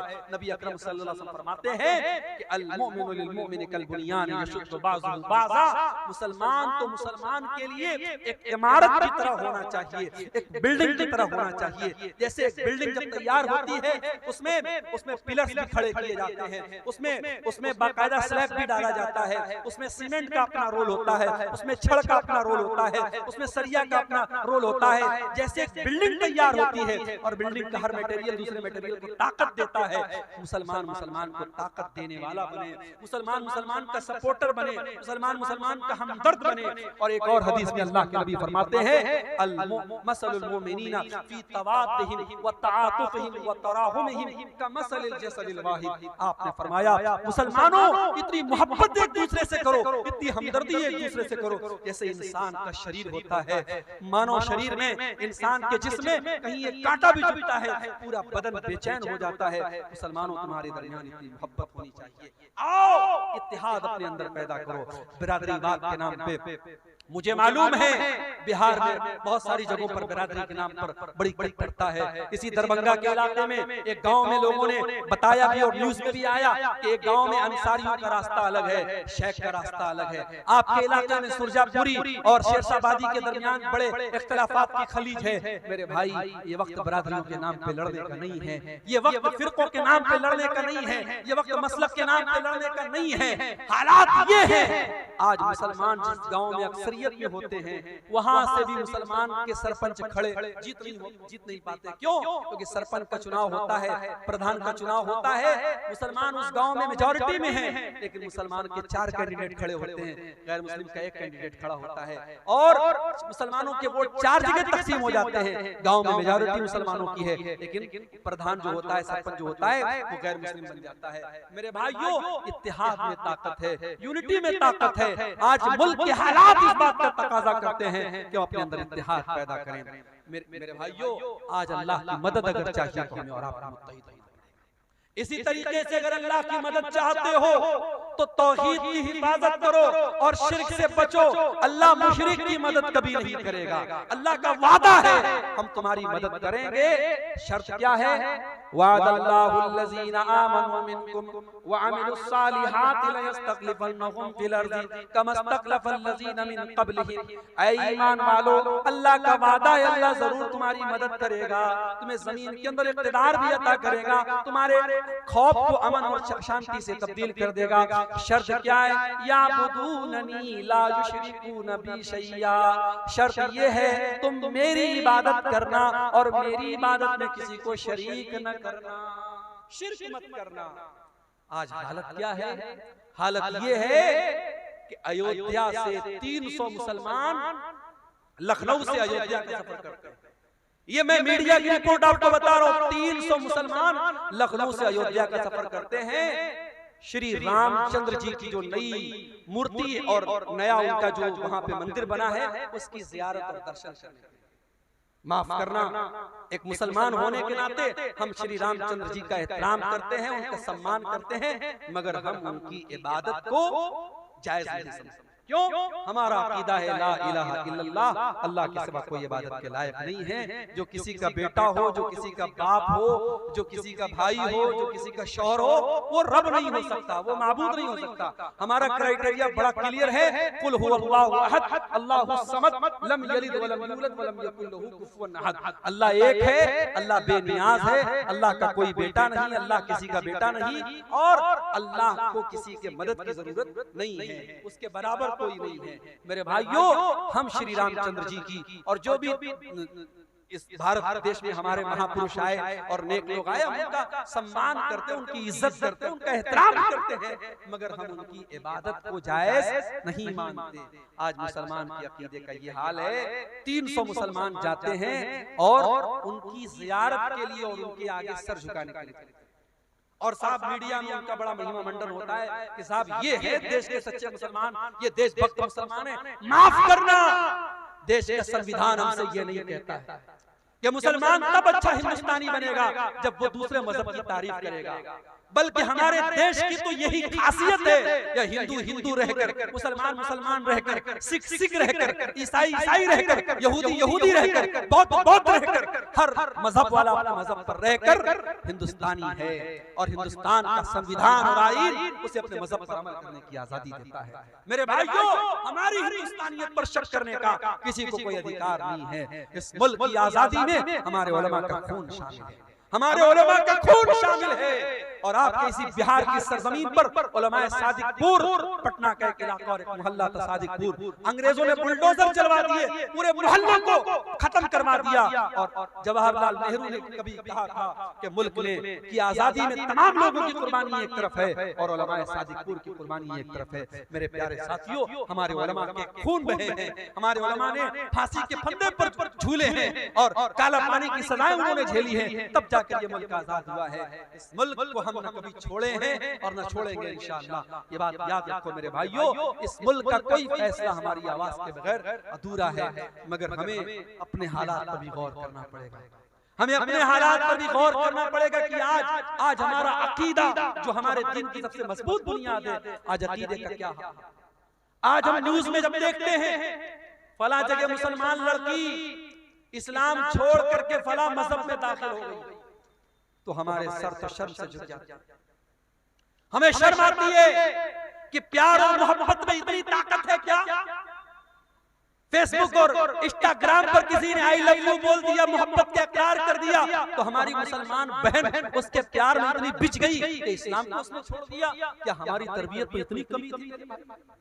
नहीं मेरे भाई, कहीं ना कहीं तो पानी मर रहा है, कहीं ना कहीं तो कमी हो रही है। वरना हमारे इतिहास, हमारी तारीख में तो उन औरतों का तस्करा हमने पढ़ा है। सुमैया बिन्त खय्यात नाम की उस औरत को देखो, उसके शौहर के सामने और उसके जवान बेटे के सामने जब अबू जहल ने कहा था कि ऐ सुमैया तुम मोहम्मद का दीन छोड़ दे, तो इस्लाम छोड़ दे, वरना हम तुझे खत्म कर देंगे। सुमैया ने कहा मैं इस्लाम को नहीं छोड़ सकता। अबू जहल ने कहा सुमैया हम तेरे बदन के कपड़े उतार करके तुझे नंगा कर डालेंगे, ऐ सुमैया हम तुझे बेआबरू कर डालेंगे, बरहना कर डालेंगे, हम तुझे नंगा कर डालेंगे। सुमैया ने अपने जवान बेटे के सामने नंगा हो जाने की अज़ियत को गवारा कर लिया, मगर इस्लाम को नहीं छोड़ा। नतीजा ये निकला, बड़ी बेरहमी से और बड़े हैवानी तरीके से अबू जहल ने हज़रत सुमैया को शहीद कर डाला। इस्लाम की राह में पहली शहादत पाने वाली खातून हजरत सुमैया है। मेरी प्यारी माओ बहनों, आपकी तारीख तो ऐसी औरतों से भरी पड़ी है, मगर आज हालात ये हैं, मुसलमान लड़की स्कूल में जा रही है, कॉलेज में जा रही है, स्कूल में पढ़ा रही है, आंगनबाड़ी में काम कर रही है, गैर मुस्लिमों के साथ टच में है, और वहां किसी गैर मुस्लिम ने प्यार का इजहार किया, प्यार का इकरार किया, और ये उसके जाल में फंस गई, और जाल में ही नहीं फंसी बल्कि अपने इस्लाम को, अपने दीन को छोड़ने के लिए तैयार हो गई। मेरे भाइयों, ये हालात बड़े अफसोसनाक हैं, और अगर हमने अपने बच्चों और बच्चियों की सही तरबियत नहीं की, उनको इस्लाम के बारे में नहीं बताया, याद रखो आने वाले 20 सालों में इर्तिदाद की बड़ी लहर आने वाली है, बड़ा सैलाब आने वाला है, क्योंकि बड़ी गहरी चालें चली जा चुकी है, बड़ी मजबूत प्लानिंग बनाई जा चुकी है। हालांकि हमारा ईमान अपने रब पर है, वल्लाहु खैरुल माकिरीन। प्लानिंग करने वाले अपनी प्लानिंग करते रहेंगे और अल्लाह की अपनी प्लानिंग चलती रहेगी। और अकबर इलाहाबादी ने कहा था, इस्लाम की फितरत में, कुदरत में लचकती है, उतना ही ये उभरेगा जितना के दबाओगे। नूरे खुदा है कुफ्र की हरकत पे खंदजन, फूकों से ये चराग बुझाया जाएगा। कोई मुर्तद होता है, कोई इस्लाम को छोड़ देता है, अल्लाह की कसम अल्लाह का कोई नुकसान नहीं कर सकता, इस्लाम का कोई नुकसान नहीं कर सकता, नुकसान तो उसका अपने आप का होता है। अल्लाह कुरान में कहता है, वमन यर्तदिद मिनकुम फयमुत वहुवा काफिरुन फउलाइका अस्हाबुन नार। जो मुर्तद होकर के मर जाए, जो इस हालत में मर जाए कि वो ईमान की हालत में न मरे, कुफ्र की हालत में मर जाए, तो वो दुनिया और आखिरत में फउलाइका हबितत अमालुहुम फी दुनिया वल आखिरा, दुनिया में भी उसके अमाल बर्बाद और आखिरत में भी उसके अमाल बर्बाद हो जाएंगे। वउलाइका अस्हाबुन नार, और वो जहन्नम में जाने वाले हैं। अपने बच्चों की अकीदे की फिक्र करो मेरे भाइयों। आज रोजी रोटी की फिक्र करते हो, आज हमें फिक्र है आने वाले वक्त में क्या होगा। अरे क्या होगा, ज्यादा से ज्यादा ये होगा मार दिए जाएंगे, खत्म हो जाएंगे। हमें ये कबूल है, मगर अपना ईमान और दीन को छोड़ना ये कबूल नहीं है मेरे भाई।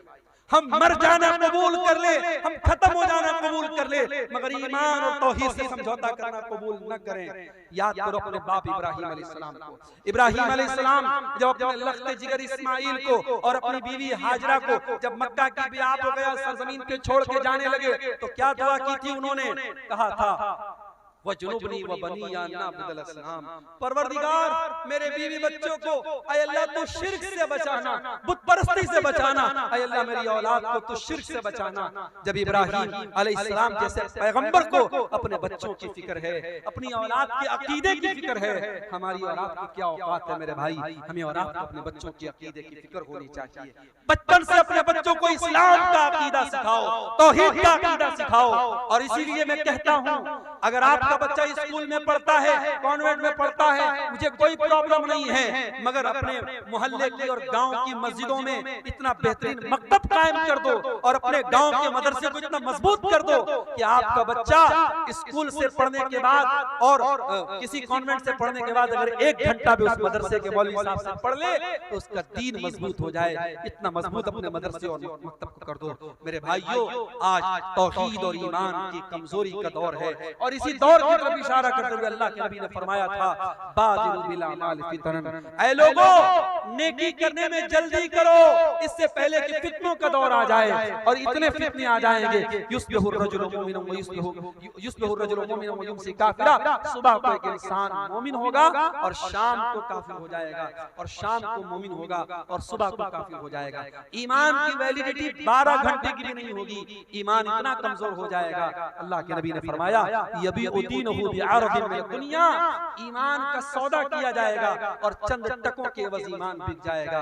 मेरे भाइयों, आज ईमान बिक रहा है और हालात इस कगार पर पहुंच चुके हैं। हमें अपने तौहीद और ईमान की हिफाजत करनी है। अल्लाह की मदद क्यों नहीं आ रही? 2 और पॉइंट बयान करके बात खत्म करूंगा। अल्लाह की मदद इसलिए भी नहीं आ रही, माफ करना अगर बुरा लगे तो, अल्लाह की मदद इसलिए भी नहीं आ रही क्योंकि हराम खोर हो गए। इसी बिहार की सरजमीन से मेरे पास फोन आया, सीमांचल से फोन आया, शेख साहब अगर हमारे इलाके में तकरीर करना तो जरा इस पर भी बोलना। ब्याज खोरी बढ़ रही है मुसलमानों में, ब्याज की रकम खाने का शौक बढ़ रहा है। किसी जमाने में लोग ब्याज मजबूरी में दे देते थे मगर लेते नहीं थे, मगर आज कितने मुसलमान हैं जो पैसे वाले हैं, तुझे 1 लाख रुपया चाहिए, चल दे देता हूँ, लेकिन मुझे रिटर्न में 1,05,000, 1,10,000 ब्याज खुल्ला खा रहा है मुसलमान। उस मुसलमान से कहो तू अपनी माँ के साथ ज़िना करेगा, दोनों कान पकड़ लेगा। कैसी बात, माँ के साथ ज़िना करने की बात कोई सोच भी नहीं सकता। अरे अपनी माँ के साथ ज़िना करने से बड़ा गुनाह है सूद खाना, क्योंकि माँ के साथ ज़िना करने वाले के बारे में अल्लाह ने ये नहीं कहा कि जो अपनी माँ के साथ ज़िना करता है वो अल्लाह से जंग करता है, रसूल से जंग करता है। मगर ब्याजखोर के बारे में अल्लाह कुरान में कहता है फ़इल्लम तफ़अलू फ़अज़नु बिहर्बिन मिनल्लाहि व रसूलिही, ऐ ब्याज खाने वाले अगर तूने ब्याज खाना नहीं छोड़ा तो आजा अल्लाह से जंग कर ले, रसूल से। है किसी में ताकत, है किसी की औकात, है किसी की हैसियत कि वो अल्लाह से जंग करे, वो रसूल से जंग करे? मेरे भाइयों, ब्याजखोरी बढ़ रही है। और दूसरी चीज मेरे नौजवानों, जुए की लत बढ़ रही है। आजकल नई नई कंपनियां आ रही है क्रिप्टो के नाम से, फला कंपनी में पैसा लगा दो, फला कंपनी में पैसा लगा दो। मुझे लोगों ने बताया हाफिज साहब भी लगा रहे हैं, इमाम साहब भी लगा रहे हैं, मौलवी साहब भी लगा रहे हैं, और कहते हैं मौलवी साहब की जायज है। कैसे जायज है भाई? कहते बिजनेस हो रहा है।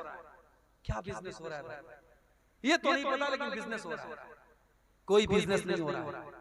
ये जितनी कंपनियां आई हैं, मेटा फला फला फला और क्रिप्टो फला और फला फला, ये सब फ्रॉड है, धोखा है।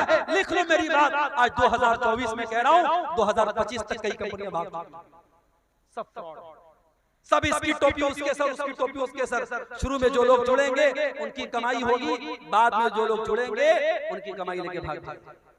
कोई बिजनेस नहीं हो रहा। और एक बात सुन लो, अगर किसी बिजनेस में पैसा लगाते भी हो तो इतना सिंपल नहीं है। लोग अक्सर ये सवाल करते हैं, शेख साहब शेयर मार्केट में पैसा लगाना कैसा है? लगा सकते हो मगर कुछ शर्त है। अब मिसाल के तौर पर टाटा है, टाटा बहुत बड़ी कंपनी, टाटा जो है गाड़ी भी बना रही है, टाटा फोन भी बना रही है, टाटा की अपनी टेलीकॉम कंपनी भी है, टाटा की अपनी जो है आईटी कंपनी भी, टाटा बहुत बड़ी कंपनी है। अब टाटा की किस कंपनी में आप शेयर लगाए, आपका पैसा किस कंपनी में लगा है और वो कंपनी क्या काम करती है, ये देख लो, आप शेयर मार्केट में पैसा लगा सकते अगर वो जायज काम कर। आप किसी भी कंपनी में पैसा लगा दिए, वो कह रहा है भाई 1 लाख रुपया आप हमारी कंपनी में लगा दो, हम हर महीना आपको 10,000 रुपया देंगे। लोग को लगता है बड़ा आसान तरीका। अभी कुछ दिनों पहले हैदराबाद और मुंबई में एक बहुत बड़ी कंपनी, मैं नाम नहीं लूंगा, आप लोग सुने होंगे, जानते होंगे, उसमें मुसलमान नाम देखकर और उलमा का नाम देखकर लोगों ने पैसा लगाया, करोड़ों लोगों का पैसा डूब गया। कितने बंबई के हमारे जानने वाले उलमा का पैसा डूब गया।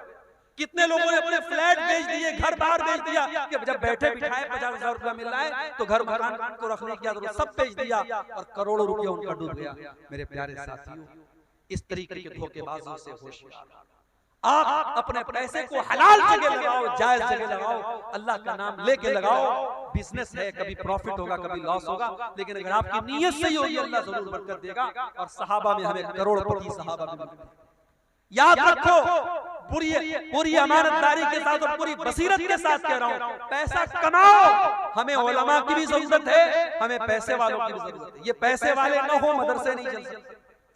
हमें करोड़पतियों की भी जरूरत है। हमारी मस्जिदें, हमारे मदरसे, हमारे दीन के काम कैसे चलेंगे? करोड़पति बनो, हलाल तरीके से बनो मेरे भाई, हराम तरीके से पैसा मत कमाओ। जुए के जरिए, सट्टे के जरिए रातों रात अमीर बनने के सपने बंद कर दो। मेहनत करो, मजदूरी करो, बिजनेस में पैसा लगाओ, बिजनेस के जरिए पैसा कमाओ। नीयत सही होगी और आपके मुकद्दर में लिखा होगा, यकीनन आप आगे बढ़ेंगे। मेरे प्यारे साथियों, अल्लाह के नबी ने फरमाया कि जिस बदन के अंदर हराम की कमाई जाती है, फन्नारु औला बिही, वो बदन जहन्नम की आग। और यही नहीं, अल्लाह के नबी सल्लल्लाहु अलैहि वसल्लम यहाँ तक फरमाते हैं अगर कोई हराम कमाई खाता है और बहुत लंबा सफर करके उसके बाल मेले हो जाते हैं, उसके कपड़े मेले हो जाते हैं और अल्लाह की बारगाह में हाथ फैला के दुआ करता है, या रब्बी कह के दुआ करता है, लेकिन वमतअबहु हराम वमशरबहु हराम वमलबसहु हराम वगुज़िया बिल हराम, उसका खाना हराम कमाई का, उसका पानी हराम कमाई का, उसका कपड़ा हराम कमाई का, उसकी परवरिश हराम कमाई की, तो अल्लाह के नबी फरमाते हैं फअन्ना युस्तजाबु लिज़ालिक, उसकी दुआ कहां से कबूल? ब्याज खाने वाला उम्रा कर ले, हज कर ले, खाने काबा का दरवाजा पकड़ पकड़ के रो के दुआ करे, उसकी दुआ कैसे कबूल होगी जब मेरे नबी कहते हैं हरामखोर की दुआ कबूल नहीं होती? मेरे भाइयों, आज अल्लाह की मदद इसलिए भी नहीं आ रही है क्योंकि मुसलमान पैसा कमाने की अंधी रेस में लग चुका है, ब्याज भी खा रहा है, जुआ भी खेल रहा है, सट्टा भी खेल रहा है, ऑनलाइन ऐप्स के जरिए हराम तरीके से पैसा भी कमा रहा है। मेरे भाइयों, कमाई को हलाल करो, कमाई को हलाल करो।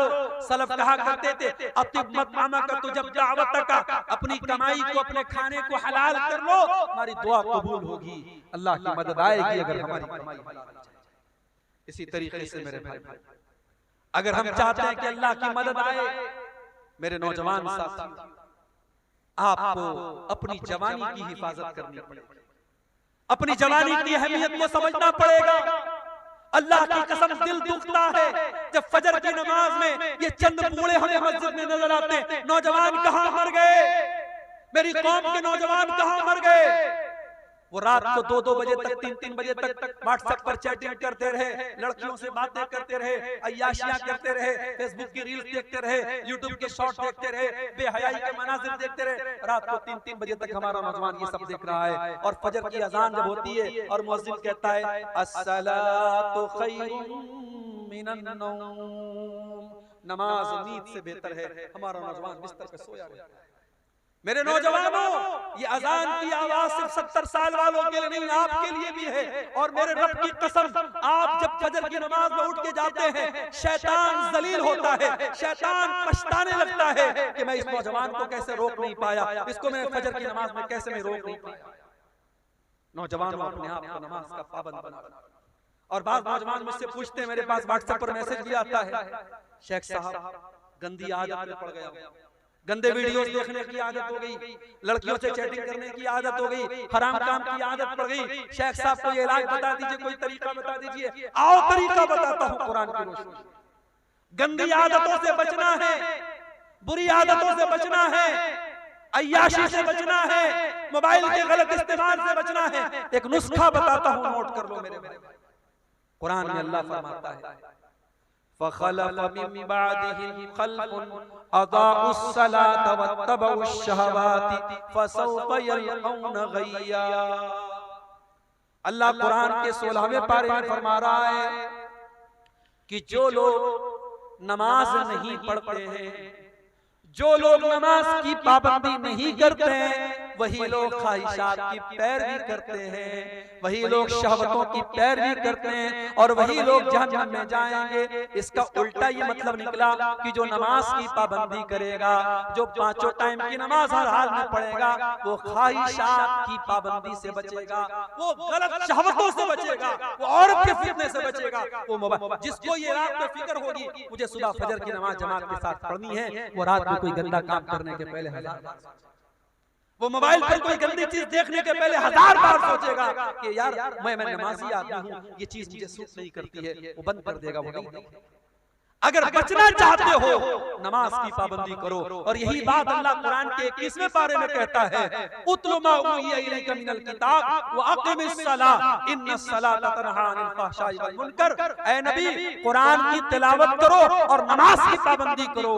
नमाज बेहयाई और बुराई से रोकती है। ये 2 काम कर लो, कुरान की तिलावत पाबंदी से करो और नमाज पाबंदी से पढ़ो, फिर देखो बेहयाई से बचते हो कि नहीं बचते हो, बुराई से बचते हो। मेरे भाइयों, नमाज की पाबंदी करो। और नमाज कोई मामूली चीज नहीं है, टेंशन को दूर करने वाली चीज नमाज।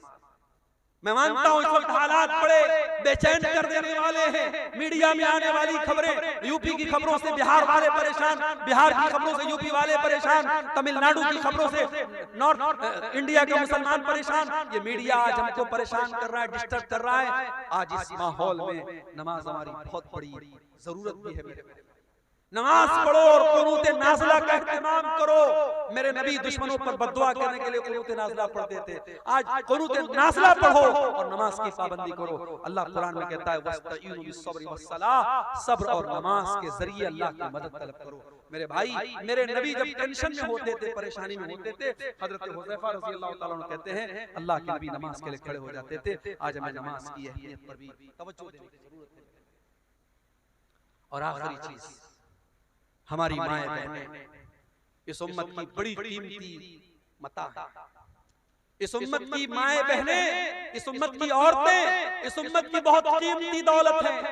क्यों? क्योंकि ये किसी की माँ बनती हैं, किसी की बीवी बनती हैं, किसी की बेटी होती है, किसी की बहन होती है। एक औरत के कई रूप होते हैं और इस्लाम ने औरत के हर रूप की बड़ी इज्जत की। इस्लाम में औरत को पूजा तो नहीं गया, औरत की इबादत तो नहीं की गई।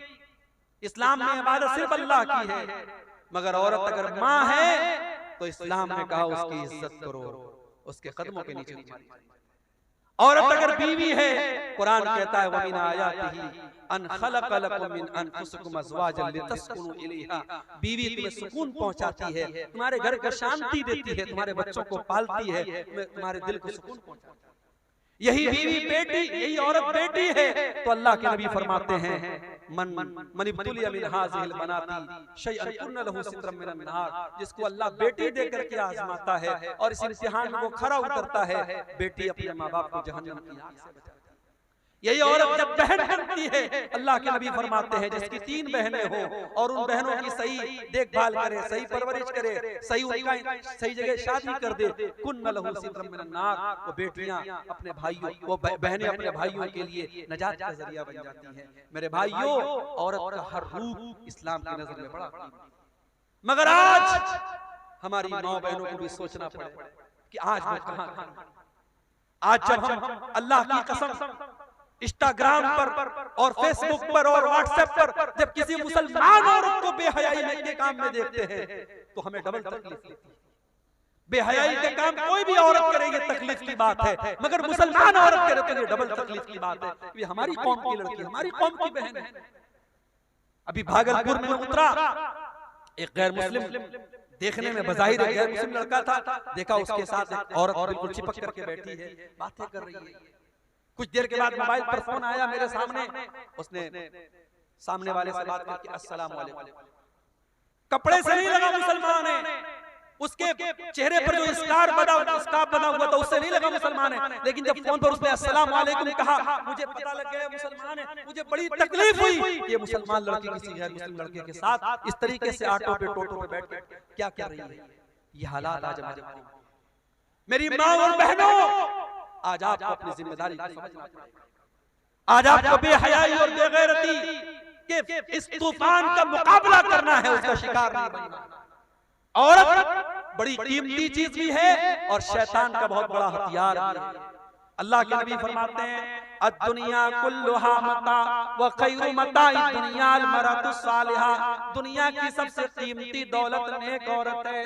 और अल्लाह के नबी ये भी फरमाते हैं अल मरअतु औरत, औरत पर्दे में रहने की चीज है। फैज़ा खरजत, जब ये औरत घर से निकलती है, इस तशरफहा शैतान, तो शैतान का शिकार बन जाती है, शैतान का आला बन जाती है। इसलिए मेरी माँ और बहन, आप तो धारी खंजर है, आपके जरिए अच्छा काम भी हो सकता है और आपके जरिए समाज को बिगाड़ा भी जा सकता है। अब ये आप तय करें आपको क्या करना है। और मर्दों से मैं गुजारिश करूंगा कि आपके घर की औरतें क्या पहन रही हैं, किस हालत में निकल रही है, ये देखना आपकी जिम्मेदारी। आप दयूस न बने, आप बेगैरत न बने। जिस भाई की बहन बेपर्दा निकले, जिस बाप की बेटी बेपर्दा निकले, जिस शौहर की बीवी बेपर्दा निकले, वो दयूस है, वो बेगैरत है। और मेरे नबी ने फरमाया 3 लोग क़यामत के दिन ऐसे होंगे, अल्लाह ताला उनकी तरफ देखेगा भी नहीं। उन 3 लोगों में एक कोई इंसान भी होगा, अद्दयूस अल्लज़ी युक़िरु फ़ी अहलिहिल खुबूस, वो बेगैरत आदमी जिसके घर में बेगैरती का काम हो रहा हो और उसको कोई फर्क न पड़ रहा हो। मेरे भाइयों, बेगैरती अल्लाह को पसंद है, अल्लाह गैरत वाला है, अल्लाह को बेगैरत लोग पसंद है। इसलिए अपने घरों में गैरत का माहौल फैलाओ। अपने घर में ये बताओ, फर्क बताओ अपनी जवान बेटियों, ये खाला का लड़का है, ये मामू का लड़का है, ये चाचा का लड़का है, ये गैर महरम है, किसी को अलाउ मत करो। व्हाट्सएप पर किसी का सलाम आया, अपनी बहनों से कहना चाहता हूं, खबरदार किसी अजनबी को लिफ्ट मत कराओ। वो पहले भाई बन करके बात करेगा, फिर दोस्त बन जाएगा, फिर बॉयफ्रेंड बन जाएगा, फिर मिलने की बात करेगा, फिर तुम्हारी खूबसूरती की तारीफ करेगा। वो किस तरीके से पट्टी पड़ाएगा तुम नहीं समझ सकती। इसलिए खबरदार, होशियार, ये फेसबुक, ये व्हाट्सएप, ये चैटिंग के जितने रास्ते हैं, ये ज़िनाकारी और बदकारी की तरफ लेके जाते हैं। मुसलमान लड़की अगर मोबाइल इस्तेमाल करती है बहुत होशियार है, किसी को अपने पर्सनल इनबॉक्स में आने की इजाजत नहीं। कोई नए नंबर से कोई भी अजनबी आपको मैसेज करने की कोशिश करे, तुरंत ब्लॉक का ऑप्शन करो, ब्लॉक। मेरे भाइयों, आखिर में ये कहना चाहता हूं, मुल्क के हालात जो भी हैं जैसे भी, मगर हम आजाद नहीं। हमारे बड़े मौजूद हैं, हमारे उलमा मौजूद हैं। हम अपने उलमा की, अपने बड़ों की रहनुमाई के बगैर कोई कदम नहीं बढ़ाएंगे, कोई ऐसा काम नहीं करेंगे जिससे हमारे मुल्क का कोई नुकसान हो, हमारी कम्युनिटी का कोई नुकसान हो, हमारे समाज का कोई नुकसान। दुनिया में जो लोग और फितना फसाद की बातें करें वो करते रहे। मैं तो किसी ऐसे बयान के भी पक्ष में नहीं हूं जो बयान दो कम्युनिटी के बीच में फसाद फैलाने की कोशिश करे। हम अमन और शांति के प्रतीक हैं और रहेंगे, लेकिन हाँ, हम बुज़दिल भी ना बने, हम कमजोर भी ना बने। अगर वाकई में कोई हम पर जुल्म कर रहा है तो जुल्म को सहन नहीं करना चाहिए, जुल्म को बर्दाश्त नहीं करना चाहिए, जुल्म के का मुकाबला करना चाहिए। और अगर अपनी जान और अपनी इज्जत और अपनी आबरू की हिफाजत करने में कोई मर भी जाए तो मेरे नबी ने फरमाया, मन कुतिला दूना इर्दिही व मालिही फहुव शहीद। अपने माल की हिफाजत करने में, अपनी आबरू को बचाने के लिए कोई मर जाए, कोई कत्ल हो जाए तो अल्लाह की राह में शहीद होता है। मेरे भाइयों, अपनी इज्जत की बात आ जाए तो टीपू सुल्तान का वो जुमला याद रखना कि शेर की एक दिन की जिंदगी गीदड़ की 100 साल की जिंदगी से बेहतर होती है। आखिर में ये यूट्यूबर हजरात से मैं कहना चाहूंगा कि चूंकि मुल्क का माहौल बहुत सेंसिटिव है, मुल्क का माहौल बहुत सेंसिटिव है, और मैं यूट्यूबर से कहना चाहूंगा, इसलिए कि 50 सैकड़ों यूट्यूबर यहाँ मौजूद हैं, कौन किस चैनल का वाला है मैं नहीं जानता। मेरी बहुत सारी तकरीरों पर यूट्यूबर्स ने गंदे थंबनेल लगाए हैं, उल्टे सीधे थंबनेल लगाए हैं, ऐसे थंबनेल लगाए हैं जो कानून की नजर में गलत है। जो तकरीर में मैंने जो बात नहीं कही है वो थंबनेल लगा के आप लोग लगाते हैं। आज की तकरीर में ऐसा कुछ नजर नहीं आना चाहिए। मैंने आपको वजाहत कर दी है, आज की तकरीर में ऐसा कुछ अगर नजर आया तो मैं आपके खिलाफ एक्शन लूंगा। अभी हमारे भाई ने एक बात कही कि शराब के ऊपर भी थोड़ा सा बोल दीजिए। आप जानते हैं बिहार में हुकूमत की तरफ से शराब बनता है, गुजरात में बहुत पहले से शराब बनता है, मगर ये अजीब मसला है, जहां शराब बंद है, डाटा बताता है गुजरात में शराब एक जमाने से बंद है, लेकिन सबसे ज्यादा शराब गुजरात में पी जाती है। बिहार में शराब बंद है, मगर शराबियों ने बताया, शराबियों से पूछो तो बताएंगे कि शराब पहले से ज्यादा अवेलेबल हो जाती है शराब पीने वाले। तो देखो, कानून के डंडे से शराब नहीं रुक रही, कानून के डंडे से शराब नहीं रुक रही। किससे रुकेगी? ईमान की ताकत से। कुरान की आयत उतरी किस माहौल में? जिस माहौल में शराब पानी की तरह लोग पीते थे, हर दस्तरखान पे शराब रहती थी, और इसीलिए शराब इकट्ठे हराम नहीं हुई, शराब 3 स्टेप में हराम। पहले अल्लाह ने सूरह बकरा की आयत नाज़िल की, यसअलूनका अनिल खम्र वल मैसिर कुल फीहिमा इस्मुन कबीरुन व मनाफिउ लिन्नास व इस्मुहुमा अकबरु मिन नफ़इहिमा। ऐ नबी, लोग आपसे शराब के बारे में पूछते हैं, जुआ के बारे में पूछते हैं। ऐ नबी, आप बता दीजिए कि शराब और जुआ में कुछ फायदा है, लेकिन ज्यादा नुकसान, उसका नुकसान ज्यादा है फायदा का। अब ये शराब में क्या फायदा था? शराब पीने वाले कहा करते थे उसको पी करके हमारे में ताकत आ जाती है। जुआ खेलने वाले कहते थे जुआ खेल करके हम रातों रात अमीर बन जाते हैं। तो अल्लाह ने कहा चलो फायदा है लेकिन नुकसान ज्यादा है, शराब पी के तुम बहुत गलत काम करते हो, जुआ खेल के बहुत गलत काम करते हो। ये पहली आयत। दूसरी आयत सूरह निसा के अंदर अल्लाह ने फरमाया ला तक़रबुस सलात व अंतुम सुकारा। देखो, शराब पी करके नमाज के करीब मत जाओ। फिर तीसरी आयत उतरी सूरह माइदा, इन्नमल खम्रु वल मैसिर वल अंसाब वल अज़लामु रिज्सुम मिन अमलि शैतान। शराब, जुआ और फांसे के तीर और गैरुल्लाह के आस्ताने, ये सब गंदे काम हैं शैतान के। जब ये आयत उतरी, सहाबे किराम शराब पी रहे थे, जैसे ही कुरान की आयत उतरी और नबी ने आके बताया कि ऐसी आयत उतरी है, सहाबा ने अपने घर से शराब के सारे बर्तन निकाल निकाल के तोड़ के फेंक दिए। शराब पूरे मदीना की गलियों में पानी की तरह। आज हमारे मुल्क में गुटखा बिक रहा है, सिगरेट बिक रही है, बीड़ी बिक रही है। बीड़ी के पैकेट पे लिखा हुआ है, सिगरेट के पैकेट पर लिखा है tobacco is dangerous to health. तंबाकू का इस्तेमाल सेहत के लिए बहुत खतरनाक है। टोबैको कॉजेस कैंसर, तंबाकू से कैंसर होता है। हुकूमत छपवा भी रही है, उस पर फेफड़े की खतरनाक तस्वीर भी बनी है, कैंसर की तस्वीर भी बनी है, और वही हुकूमत लाइसेंस दे रही है और बीड़ी भी बिक रही है, गुटखा भी बिक रहा है, सिगरेट भी बिक रही है। मेरे भाइयों, दुनिया के कानून और दुनिया के एडवर्टाइजमेंट के जरिए जो काम नहीं हुआ मोहम्मद रसूलुल्लाह के दौर में, जब एडवर्टाइजमेंट नहीं था, जब टीवी और रेडियो का दौर नहीं था, सिर्फ एक कुरान की आयत पर पूरे मदीना में शराब की नदियां बह गई। हम उसी नबी का कलमा पढ़ने वाले हैं। हमें कोई शराब का नुकसान न भी बताए, हमारे लिए तो इतना काफी है कि मेरे नबी ने शराब को हराम करार दिया। और मेरे नबी ने कहा है शराब इतनी गंदी चीज है, तो शराब पिएगा कयामत के दिन जहन्नमियों का पीप और मवाद उसे पिलाया जाएगा। शराब इतनी गंदी चीज है, मेरे नबी ने लानत की शराब पीने वाले पर, पिलाने वाले पर। शराब के लिए जो रस निचोड़ा जाता है और शराब को जो लेके जाता है, शराब को जो बेचता है, जो खरीदता है, सब पर अल्लाह के नबी ने लानत की। मेरे प्यारे साथियों, शराब उम्मुल खबाइस। जो शराब पी लेगा वो जिना भी कर सकता है, वो अपनी माँ बहन बेटी के साथ भी गलत काम कर सकता है, कुछ भी कर सकता है। इसलिए मुसलमान शराब बंदी तो हमें और आपको करना चाहिए। मुझे याद है हरियाणा के गांव में मुसलमानों ने ये फैसला किया था कि हमारे यहाँ शादी में 1 पैसा जहेज करेंगे और लड़की की शादी सिंपल तरीके से होगी, कोई बारात नहीं आएगी, और कोई बारात लेके जाएगा, कोई जहेज देगा तो पूरा गांव उसका बहिष्कार करेगा।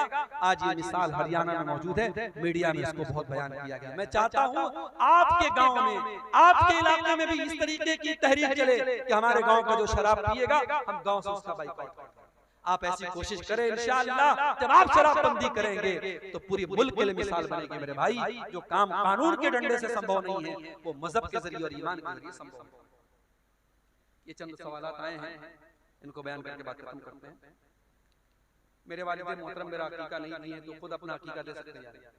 अगर वालिद मोहतरम को ताकत नहीं थी और उन्होंने नहीं किया तो कोई हरज की बात नहीं है, और ताकत के बावजूद उन्होंने नहीं किया तो गलत किया। आप अगर कर सकते हैं तो कर लीजिए, इंशाल्लाह बेहतर है। अगर नहीं किया है तो आप कर सकते हैं, कोई हर्ज की बात नहीं। जामा मस्जिद जिस जगह पर कायम है वो जगह छोटी पड़ गई, इसलिए दूसरी जगह बना सकते हैं, यानी बना सकते हैं बिल्कुल। जो जामा मस्जिद है उसको भी आप मस्जिद रहने दें, दूसरी जगह बना लें, उसको बख्तिया मस्जिद बना लें, दूसरी जगह जामा मस्जिद बना लें, चल सकता है, कोई मसला नहीं है। तब भी कर सकते हैं, अगर उससे करीब में मुत्तसिल में जगह नहीं मिल पा रही है तो कर सकते हैं। अच्छा, उसको बेच करके उस पैसे से दूसरी जगह लेना चाहते हैं। अब ये तो फिर थोड़ा सा मुश्किल मसला है, इसके बारे में उलमा से पूछना पड़ेगा। इसके बारे में आप अपने इलाके के उलमा से एक फतवा निकलवा लें। रिश्वत लेकर नाहक फैसला करना आम है, ये सवाल नहीं बता रहे कैसा हो रहा है, बिल्कुल गलत हो रहा है। और मुझे कई जगहों के बारे में पता लगा कि जो सरदार लोग होते हैं, जो पंच लोग होते हैं, पैसा लेकर के किसी एक पक्ष का वो पक्षपात करते हैं। तो ये देखिए, किसी के बारे में गलत फैसला करना ये तो ऑलरेडी बहुत बड़ा गुनाह है, लेकिन जिसको पंच बनाया गया है उसको तो एक तरीके से काजी बनाया गया, जज बनाया गया, और जज जब गलत फैसला करेगा तो ये बहुत बड़ा गुनाह है। इसको अल्लाह ताला क्या डबल सजा मिलेगी, इसको हिसाब देना पड़ेगा। तो इसलिए जो इंसान पंच है, जो फैसला करने का जिसको इख्तियार दिया गया है, वो हमेशा अपनी छवि को इतना पाक साफ रखे, कोई रिश्वत नहीं चलेगी उसके यहाँ। जो हक है, जो सही है, उसका वो साथ दे, उसको ऐसा करना चाहिए।